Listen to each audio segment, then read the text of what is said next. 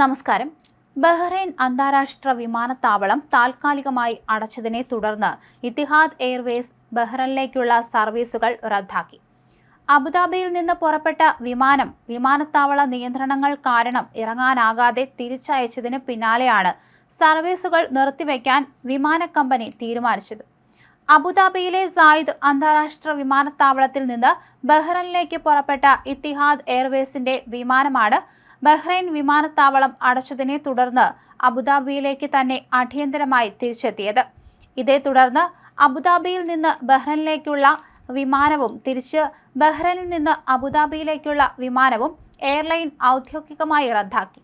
July 16 വ്യാഴാഴ്ച രാവിലെ service നടത്തേണ്ടിയിരുന്ന വിമാനങ്ങളാണ് ഇവ രണ്ടും.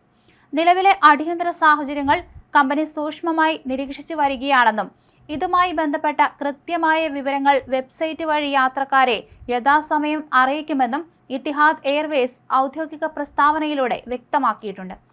കഴിഞ്ഞ ആഴ്ച മേഖലയിലെ വെടിനിർത്തൽ കരാർ ലംഘിക്കപ്പെട്ടതിനെ തുടർന്ന് ബഹ്റൈൻ, കുവൈറ്റ്, ജോർദാൻ എന്നിവിടങ്ങളിലെ US സൈനിക താവളങ്ങൾക്ക് നേരെ ഇറാൻ വീണ്ടും ശക്തമായ ആക്രമണം നടത്തിയ സാഹചര്യത്തിലാണ് ബഹ്റൈൻ വിമാനത്താവളം താൽക്കാലികമായി അടയ്ക്കേണ്ടി വന്നത്. വ്യാഴാഴ്ച പുലർച്ചെ ബഹ്റൈനിൽ വ്യോമാക്രമണ മുന്നറിയിപ്പ് നൽകുന്ന അടിയന്തര സൈറണുകൾ മുഴങ്ങിയത് ജനങ്ങൾക്കിടയിൽ വലിയ ആശങ്ക പരത്തിയിരുന്നു. തുടർന്ന് ജനങ്ങൾ ശാന്തരായിരിക്കണമെന്നും തൊട്ടടുത്തുള്ള സുരക്ഷിത കേന്ദ്രങ്ങളിലേക്ക് മാറണമെന്നും ബഹ്റൈൻ ആഭ്യന്തര മന്ത്രാലയം പ്രത്യേക നിർദ്ദേശം നൽകി.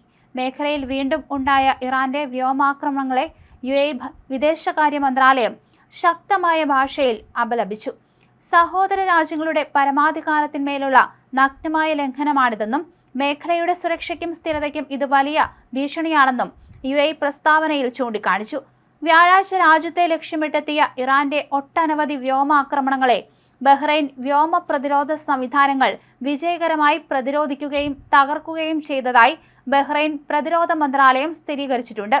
വിമാന സർവീസ് റദ്ദാക്കൽ ബാധിച്ച യാത്രക്കാർ തങ്ങളുടെ ഫോൺ നമ്പറും ഇമെയിൽ വിലാസവും കൃത്യമായി പുതുക്കണമെന്ന് ഇത്തിഹാദ് എയർലൈൻസ് നിർദ്ദേശിച്ചു. ഇതിലൂടെ മാത്രമേ പുതുക്കിയ യാത്രാ വിവരങ്ങൾ വേഗത്തിൽ അറിയിക്കാൻ സാധിക്കൂ. ബുക്കിംഗിൽ മാറ്റം വരുത്തേണ്ടവർ കസ്റ്റമർ കെയറുമായി ബന്ധപ്പെടേണ്ടതാണ്.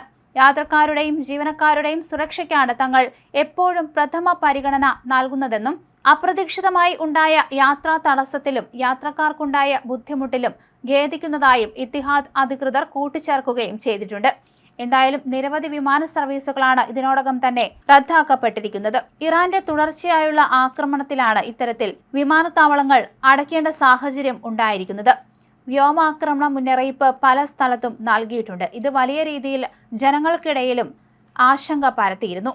വിമാനത്താവള നിയന്ത്രണങ്ങൾ കാരണം പല സ്ഥലത്തും വിമാനങ്ങൾക്ക് ഇറങ്ങാൻ സാഹചര്യം ഉണ്ടായിരുന്നില്ല. അതുകൊണ്ട് തന്നെയാണ് പലതും റദ്ദാക്കേണ്ടി വന്നിരിക്കുന്നത്.